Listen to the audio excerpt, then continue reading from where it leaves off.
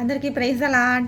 ఒక డాక్టర్‌కి heart checkup చేయగలడేమో కానీ, హార్ట్ యొక్క ఫంక్షనింగ్ ఎలా ఉందో చెకప్ చేయగలడేమో కానీ, హార్ట్‌లో ఉన్న ఫీలింగ్స్‌ని మటుకు ఏ డాక్టర్ గూడా తెలుసుకోలేడు. ఆ ఎమోషన్స్‌ని, ఫీలింగ్స్‌ని, నీ హృదయం ఎంత గాయాల పాలయ్యిందో ఏ డాక్టర్ కూడా తెలుసుకోలేడు. కానీ కేవలం యేసయ్య మట్టుకే తెలుసుకోగలడు.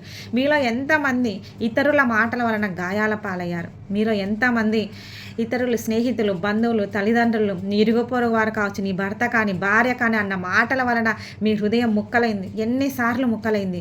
ఎన్నిసార్లు మీరు బాధపడ్డారు. కానీ ఏ డాక్టర్ కూడా తెలుసుకోలేడు. కానీ యేసయ్య మటుకు తెలుసుకోగలడు.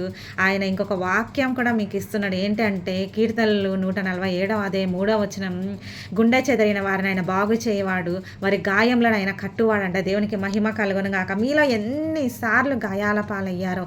అయితే యేసయ్య శారీరకమైన గాయాలు మాత్రమే కాదు, మీ హృదయాంతరంగంలో ఉన్నటువంటి ఎక్కడైతే మీ హృదయంలో గాయాలయ్యాయో ఇతరుల మాటల వలన, గాయాలను కూడా దేవుడు మాత్రమే నయం చేయగలరు. మీరు ఒకవేళ ఇన్‌స్టాగ్రామ్‌లో రీల్స్ చూస్తున్నాం, యూట్యూబ్‌లో షార్ట్స్ చూస్తున్నాం, ఏవో ఫన్నీ మూమెంట్స్ చూస్తున్నాం.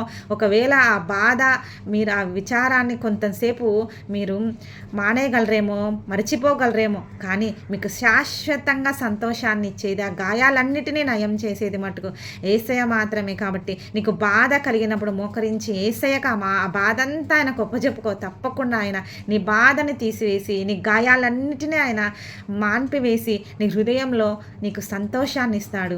కాబట్టి ఎవ్వరి మీద ఆధారపడద్దు, ఈ లోకంలో మనుషుల మీద ఆధారపడద్దు. సంతోషాన్ని ఎక్కడా కొనలేం. కేవలం యేసయ్య దగ్గర మాత్రమే మనం సంతోషాన్ని పొందుకోగలం. కాబట్టి నువ్వు యేసయ్య దగ్గర మోకరించి నీ బాధనంతా ఆయనకి చెప్పే వరకు ఆ గాయాలు మానవు. మహిమ కలుగును గాక. ఆమేన్.